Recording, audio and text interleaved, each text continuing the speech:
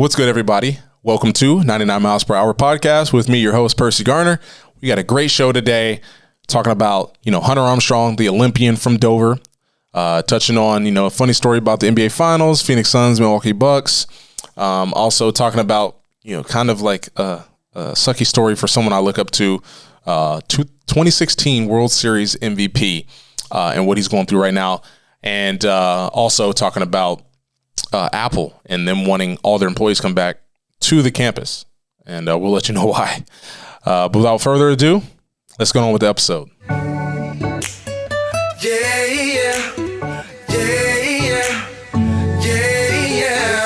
Welcome to me casa, make yourself at home, do your do. Welcome to my pad, this your lab, go create your move. This episode is brought to you by Peterman Plumbing and Heating. So, this story, it's Ben Zobrist from the Chicago Cubs, 2016 World Series MVP. So I had been in Bible studies with this guy, great guy, and that's why this story kind of sucks. But there's some connection there. So he probably has no idea who I am because I was not in the big leagues when I was in those Bible studies.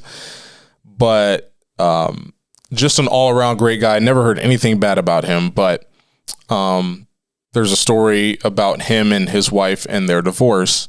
And I hate even talking about this, but oh well, here we go.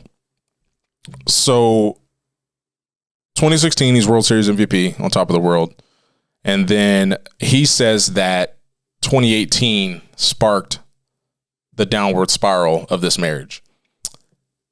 So his wife throws a party for their church pastor.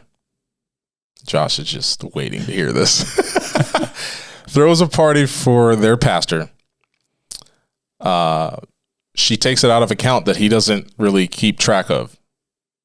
She spent $30,000 on this party for the pastor. She gets, her and the pastor get a little bit, intoxicated, and, they go a little too far with some things, and Ben's like, all right, that's not all right. That's not okay. And confronts her, and she's like, oh, no, you're overreacting, blah, blah, blah. Then a year later, it comes out that she had an emotional affair with the pastor. So Ben's like, all right, man, come on. Then it comes out a year later that it wasn't just an emotional affair, it was a real affair. And, make a long story short, he goes through a whole bunch of counseling. He takes a break from the Cubs. Obviously, it's hard to deal with. I think a lot of men, who, maybe think about their, wife or, maybe have a nightmare about their wife cheating. It's never with the church pastor. You know what I'm saying?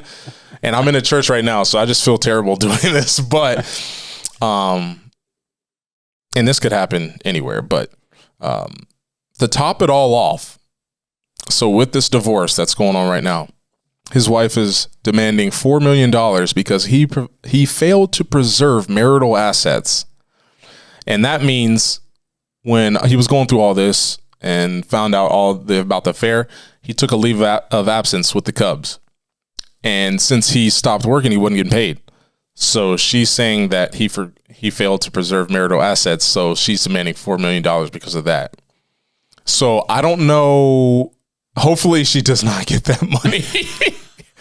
But you never know. I have nothing against women, but the way the laws are set up in every aspect of divorce, custody, it's just always in the woman's favor. So you never know what's going to happen. I know there's laws being changed right now, but you just never know. So it's unfortunate. And I'm not saying Ben's perfect. He's a Christian, just like, me, but obviously Christians get a bad rap, but we understand we're not perfect. Just because we become Christian doesn't mean that we don't mess up. So that's kind of the whole point, is you're not perfect. Yeah. Yeah. And a lot of people don't understand Christianity. They call us hypocrites and stuff. But the one thing I just want to share about that is, being a part of, Christianity, or I like to say, I don't have a religion. I just believe what the Bible says, and I try to have a relationship with Jesus. But, you know, at my church, a lot of the elders there, they just have a simple phrase. So Christians are not perfect. We are imperfect people worshiping a perfect God. And then that's it. There's no anything around that. But it's disturbing. And this shows that, you know, everybody, even pastors, can mess up. And it's an unfortunate situation, but it sucks. Like what would be your reaction to something like that? I mean, would you stop whatever you're doing and just be like, what the heck is going on? Well, I guess it depends. He's already making millions, so he can afford to say, all right, I'm stepping away from baseball. I can't focus on baseball right now. I need to figure this out. You know, but us normal people, I guess we can't really stop. We don't have millions saved up. We weren't the World Series MVP. And that would just be a rough situation. That was always my fear. I mean, not always my fear. It crossed my mind a couple of times. Like, okay, look, I'm away playing baseball. If something would happen with my marriage, I don't get custody of my kids at all because I can't unless I want to change careers. And you know, I was like, talk about my mental health. I just think about not the best things all the time. But luckily I have a wife who has her priorities. You know, she's, you know, loves Jesus as well. So I don't have to worry about that often, but I'm pretty sure Ben Zobrist didn't think he was having to worry about that as well. So, cause his wife was a Christian singer. Oh, jeez. So it just keeps getting bad. It just keeps getting worse. I swear I'm a Christian. I'm just throwing him under the bus. But it's a sucky story, and it happens. You know, we're imperfect people, and we're human, and we make mistakes. But I don't think she should get $4 million. Yeah, I agree with you on that. And, you know, you say, what would you do in that situation? I can give you 5 different scenarios, responses I think I might do, but until it would actually happen, you know, like hopefully it doesn't happen. But hopefully, I shouldn't say when. But you know, it goes back to the quote. You know, life is 90% what happens to you, and 10% what happens to you, and 90% how you respond to it. So until that 10% happens, you really don't know what the 90% of the response is going to be. And I think that goes back to what I believe with John Maxwell, the E plus R equals O, and that, you know, the 90%, 10%. I think it equals out to that where the event happens, then you add your reaction, and that translates to the outcome. So a lot of people, I feel like, don't really go that way. The event happens, and then they have a negative reaction no matter what because it's a bad event. But, you know, there's plenty of people that have turned around bad events. Sure. And then to them, the outcome goes back to the event, and they completely skip over the response part. True. Mm-hmm. True. But yeah, okay, let's go. Hey, that was a fun one. Yeah. Let's go to a different story. Welcome to the show, everybody. Let's go to a happier story here. So I was at the Dover Rotary meeting yesterday, and Brenda Worley, the legendary Dover swim coach, got up and spoke in front of the Rotarians, and she shared some great things, some like, I guess, some background things about Hunter Armstrong, and some cool stories. Apparently he's a magician, very good at card tricks. And apparently he used to do that at meets with other coaches and other teams. He'd be like, you know, pick a card, any card. You know, swim meets. I don't. A lot of stuff's going on, and maybe it just helped him, you know, stay grounded and not think about or be nervous about his meet. But I think he's fine. But in case you're wondering, he's competing this Sunday at 7:19 a.m. And then, get this, he competes again at around 10:30 p.m. the same day. Jeez. Now he's doing great. He has an opportunity to be on the relay teams. And Brenda, she explained how these Olympic swim meets work in these relay teams, but I'm not going to destroy the explanation. So you can't relay that information? Okay. I like it. Yeah. I like it. I cannot. Everything else I think I've got, but one big thing, which I need to go do this, They have Olympic shirts at Dumont's. So that is on Tusk and 4th, around that area. Everyone knows in Tuscarawas County where Dumont's is, but it's an Olympic shirt, and it's basically for Hunter, showing pride for what he's doing right now and putting Dover on the map. And I think it says from Dover to Tokyo or something like that. Mm-hmm. The only problem I have is it's white and I'm clumsy. So I'm hoping I can get it in a gray shirt. I'm pretty sure, Mr. Clark will be able to hook me up because he's hooked me up my whole life. So yeah, go down there. I think you got to order these shirts fast because obviously they're going out and they're going to have to order them. So if you are local, go to Dumont's. The proceeds go to help the Dover swim team. So we always want to do that. Obviously they got a great program. We got Lucas Lane, who won state.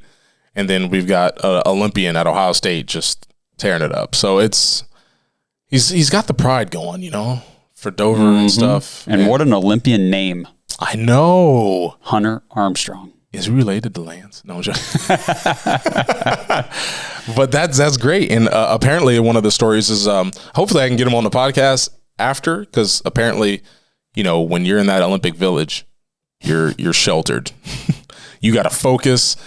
We can't have Hunter on the 99 miles per hour podcast. Like, yeah, man, I'm about to, Did you see the thing about the beds? Oh yeah. The cardboard. Yeah. So they sleep on cardboard beds, which I don't understand, but I feel like you're an Olympian. You got all these sponsorships. Well, it wasn't the cardboard thing that I saw. It was the beds were supposedly made to be collapsible.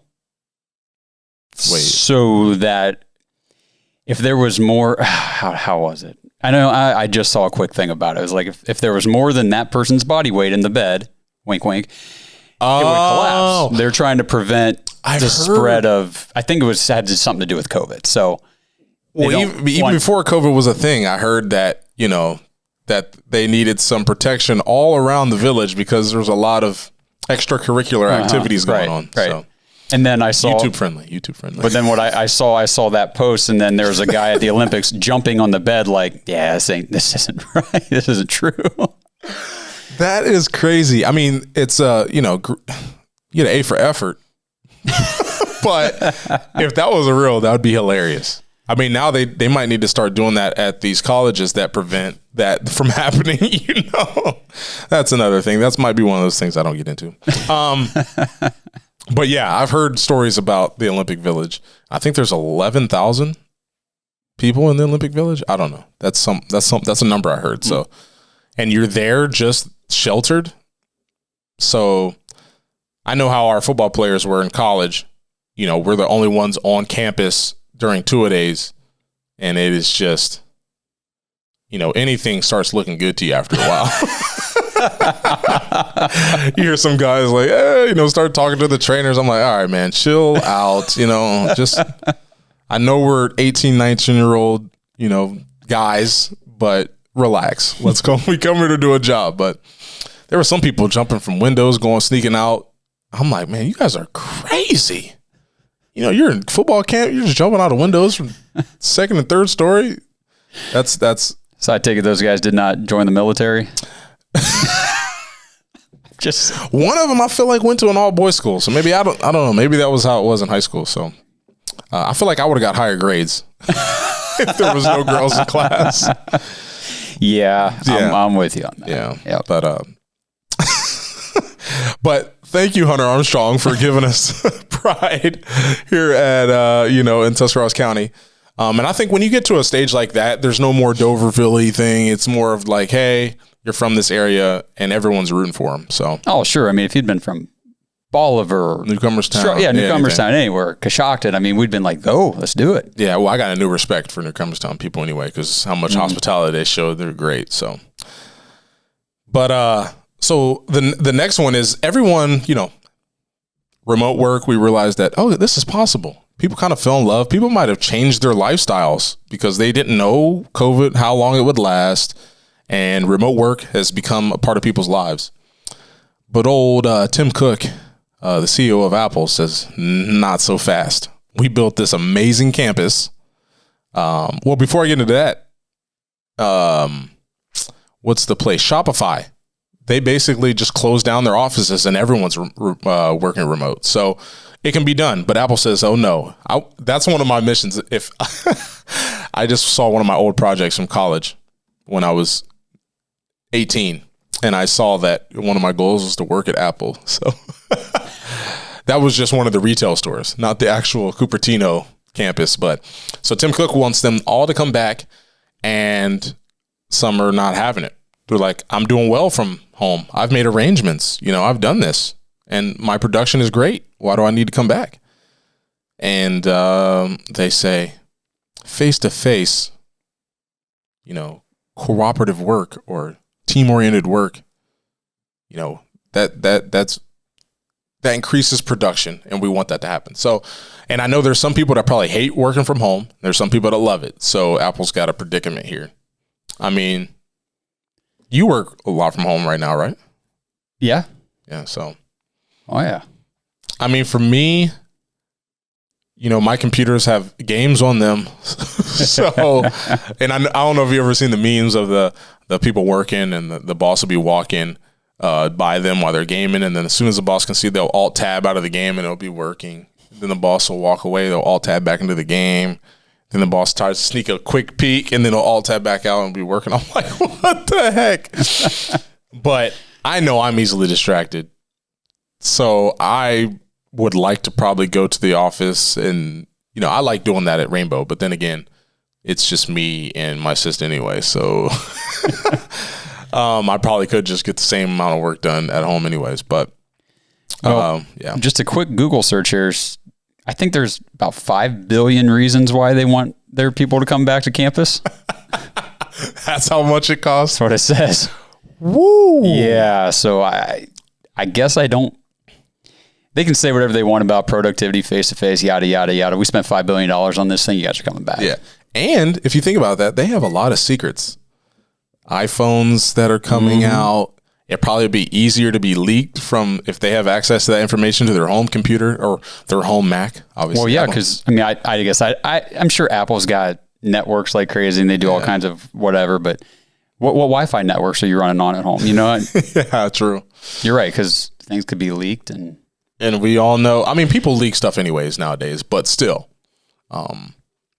there's, now I feel like companies leak their own stuff now. I feel like, because they can't prevent it. So they're just like, oh yeah, here's the iPhone 15. But I like that stuff. I like leaks. I'm always like, oh yeah, there's the new iPhone. Yeah. And I always watch all the worldwide developer conferences and all the keynotes that all these big companies come out with. I just love that stuff. I don't know. Even before I knew what Apple was, I literally saw one commercial and spent all of my graduation money on a MacBook. So they're doing something great in the marketing department. But that is, I don't know, for me, I would want to go back to that campus. But I saw on Box Therapy, Lou Later, he was talking about this story, and he said, well, what if some people actually moved away? Because they were like, well, we're remote work. I don't have to live in expensive San Francisco anymore.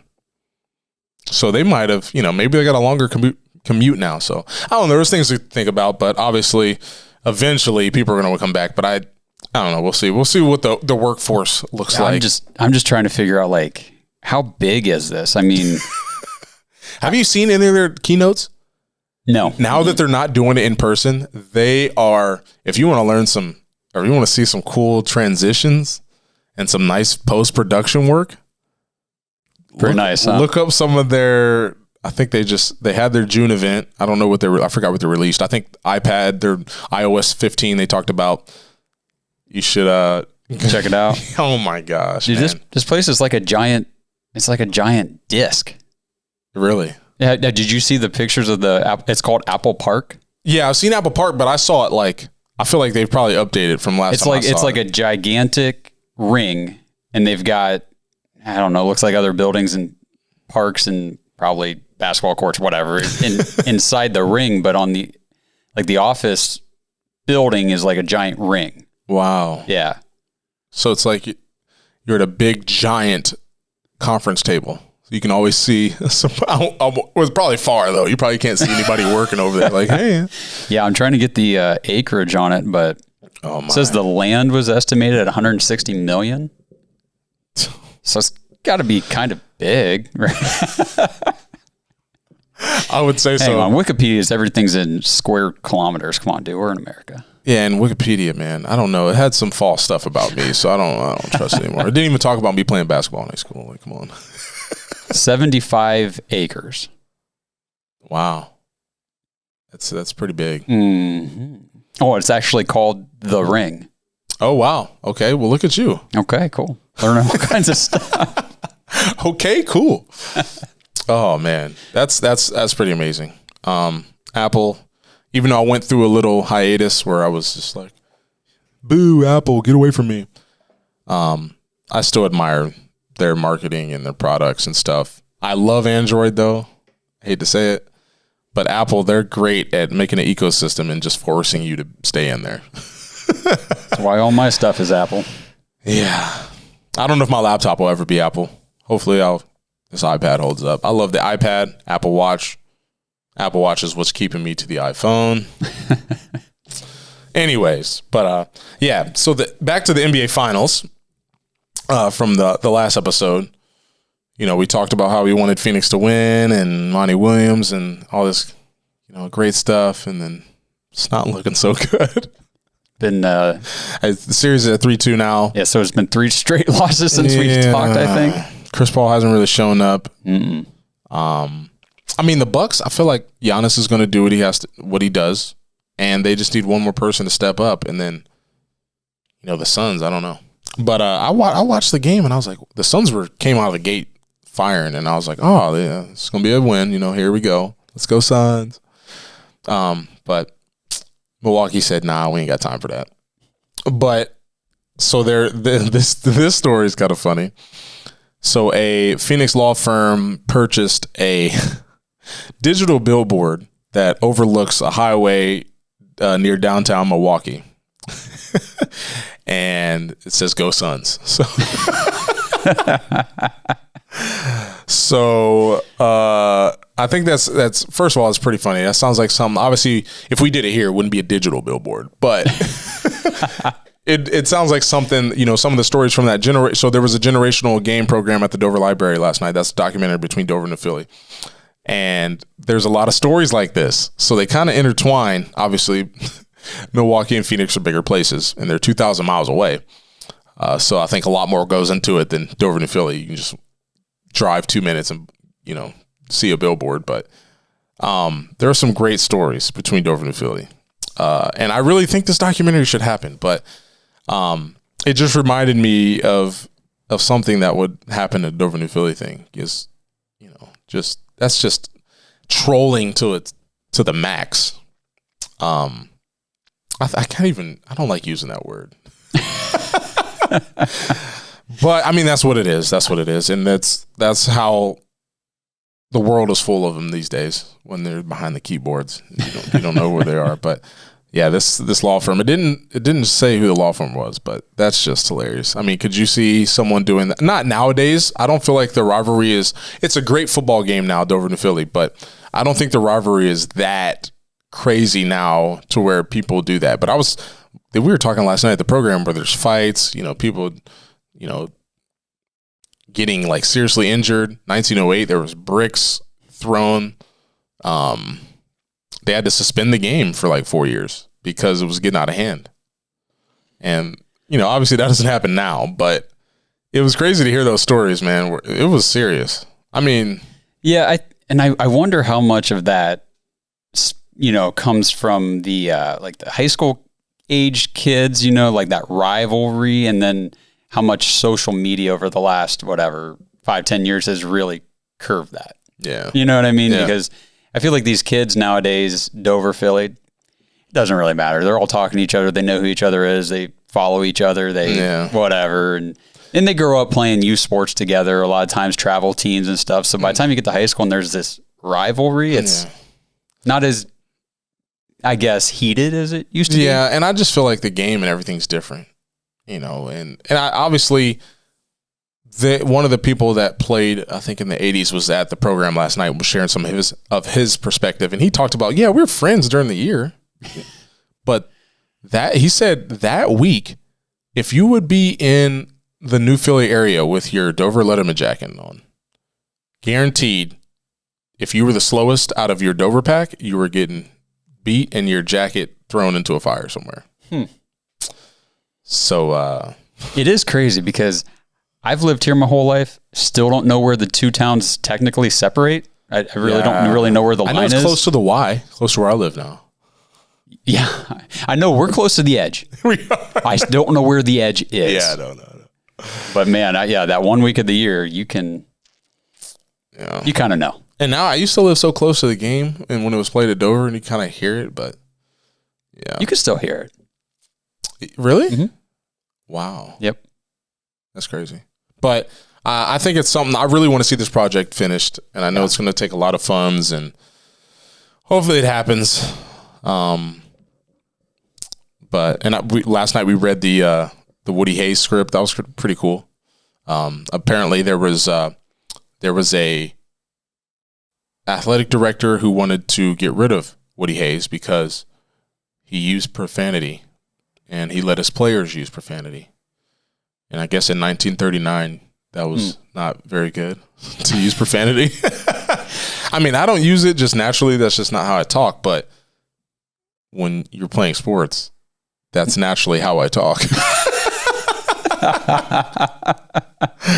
So, yeah. Just a quick side note then. I mean, you know about Phillip Rivers and his trash talk in the NFL? Mm-hmm. They said he's like the nastiest trash talker, won't use a single curse word.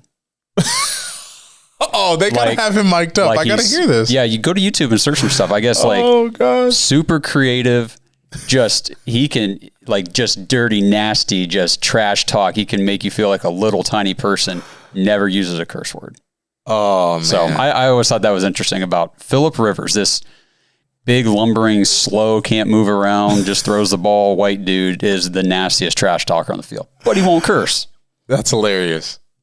And I heard some curse words come from Tom Brady on the Shop, LeBron's little series on HBO. I'm waiting for that to be released because Tom Brady's dropping some F-bombs. And it just doesn't feel right coming from him.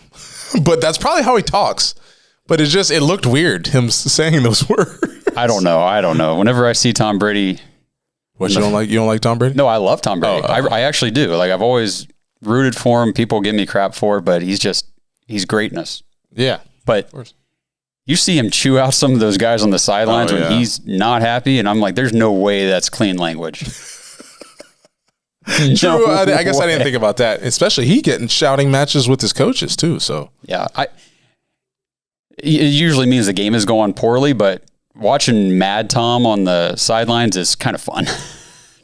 I'm glad I'm watching through a screen. Mad Tom. I mean, you gotta kind of have an edge to have the work ethic he has. Oh yeah. So I just know that watching him, I'm anxious to see this show because he's talking about the teams that said they didn't want Tom Brady.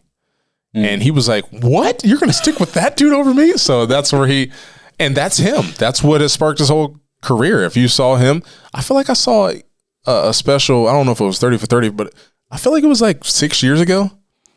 So he's still got all of his Super Bowl MVPs and all this stuff.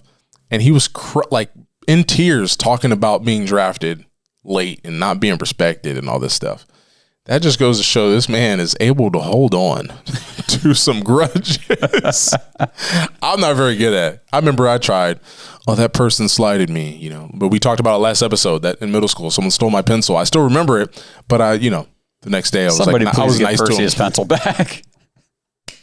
I was nice to him still the next day, but I was like, I know you stole my pencil. But I'm actually about to try to, just so no one steals my bike, because I love my bike. I'm trying to get me a little sticker from Signs to Go. I just went over there today. They said they can do it, so I'm having I'm thinking about putting a 99 mile per hour logo on there or something. Now there you go. Now we're doing things. Maybe just the one that's on the shirts. Speaking of that, I got a merch store in case you didn't know. But no, I really wanted to share a new partnership I have. Before we end this show, I wanted to talk about, so if you don't know me and my love for chocolate, I have a love for chocolate, especially Reese Cups, but I And I just really love chocolate milk. I've loved it forever. I don't know what it is. It's just great. And my brother's not about the milk. He's actually a vegan, so he's not about it. And he's like, you shouldn't be drinking milk. I'm like, I love it. And then Nick Goody, I think he still plays for the Texas Rangers, but he used to be Indian. He's been on the show. He posted on Instagram. He's like, hey, this is some really good, healthy chocolate milk. And I said, what? Because I kind of stopped drinking chocolate milk because I didn't want as much sugar. So I was like, all right, let me check this out. So I ordered some milk from Slate Milk. And they have 3 kinds: dark chocolate, and espresso. So obviously the espresso is got some caffeine in there. And ever since I've had that, I've been on a monthly subscription. And I love it. And I think I might have posted a photo or something. I don't know. But, they reached out, and now I'm a chocolate milk influencer. No. So I have an affiliate link. I'll put it down in the description. Discount code, I'll put it in the description. PGarner 10 off is the discount code. It's just weird saying this now, but I love chocolate milk. But yeah, just some quick things about it. 20 grams of protein, so good post workout. No added sugar. I think there's only 1 gram of sugar now. Lactose free. I think it's only like 110, 120 calories per can, depending on which flavor you get. The thing I like also is it's, all the milk is sourced from, family farms or family owned farms. Too bad they're not from Tuscarawas County. That'll be a plus, but I just love them. I chug them and they're just good. So, if you do decide to, use my affiliate link to go buy some, make sure you use the discount code. Let me know in the comments or Instagram on social media, or if you have my number, text me. Just let me know what you think, because I tried it and I love it. And I really think, most of the time people kind of let chocolate milk go by the wayside. And I always hated the fake chocolate milk, the low fat. Didn't even taste like chocolate milk. So, and when I'm at Doco, they're always like, hey, you want this? I'm like, the real chocolate milk. Just don't even ask. Just give it to me. Come on now. But yeah, so my partnership with Slate Milk, really excited to see, what comes of that. And, I appreciate them. And all I have to do is 3 Instagram story posts a month to get this free chocolate milk. So you'll be seeing me post about it. And, yeah, just let me know if you guys order anything. Let me know how it tastes. I love it, but, it's a little different. It doesn't taste chalky like muscle milk. I'll let you guys know that much. But I'm excited to get some feedback. Josh, you need to get some. See what it's about. You haven't had it, right? I'll bring some next time. No. Yeah, I'm waiting on. So you get 12 cans in the variety pack, and it gives you 4 of each flavor. And I try to make them last a month, but I just can't, because I don't drink a lot of coffee, so I use espresso as my morning drink. But are you not a milk guy? No, and I've told you the story I always remember from back in high school. I've just never been a chocolate milk drinker. I always like white milk. And wow, racist. Yeah, I got some crap from Percy on that one day. What you got against chocolate milk? Yeah, man. No. Like, I don't know. I just like this one. Nah, I like white milk as well. Obviously, put in my cereal. I used to drink white milk a lot. I like chocolate ice cream. Is that cool? I don't even like chocolate ice cream. I just can't win. I like vanilla ice cream with chocolate in it. Chocolate chips, Goose Tracks. Okay. Or if you're in Hilton Head, it's called Deer Tracks. Threw me for a loop, but it makes sense still, though. But yeah, these stories, man, I kind of like doing this. I mean, we got guests coming. We have vintage baseball. Hopefully they can make it next week. Crazy rules, guys. Wait till you guys see this, man. The rules of this game. I think we got 3 people coming in. Hopefully, we only got 4 mics, so we'll figure something out. Some of them might be virtual. We'll get that done. But this vintage baseball, man, I hope to shed some light on it, let people know about it. I experienced it. It's pretty fun. Yeah, I mean, I'm excited. It's weird, but can't wait till we get it on there. And then we have a chiropractor coming on the show. And we got some stuff coming up. So I look forward to it. I appreciate you guys tuning in. But yeah, leave me some feedback down in the comments or whatever about, these new shows. Do you like You just want me to go back to interviewing people and shut up, or how do you like that? Do you like it now that Josh is included more? Just let me know. Let us know. Make sure you guys are tuning in to Dogs Podcast. Even though I'm not a Browns fan, I admire the 4 hosts of that show, and they're doing well. They just got on TikTok. So now I'm going to be posting on TikTok. We're going to be using YouTube Shorts. We're going to be on Instagram, all this stuff. Make sure you follow us and all that stuff. It's always down in the description. And I also want to say, if you guys want to do some type of podcast, whatever, and you want to know what equipment we use, that's in the description. If you click that link and purchase anything that we use, we get a small little kickback, so I can help us out. But I'll throw in there too with you real quick. Like if anybody listening wants to do their own podcast, kind of has questions about how'd you get started, what do you need to know? What are some things you learned along the way? Both of us would be glad to reach out and have a conversation. Yeah. Help whoever wants to do this. And I think our information and knowledge kind of complements each other. Like I'm a nerd and know all the specs about every little thing in here, and Josh just knows how to work it. So,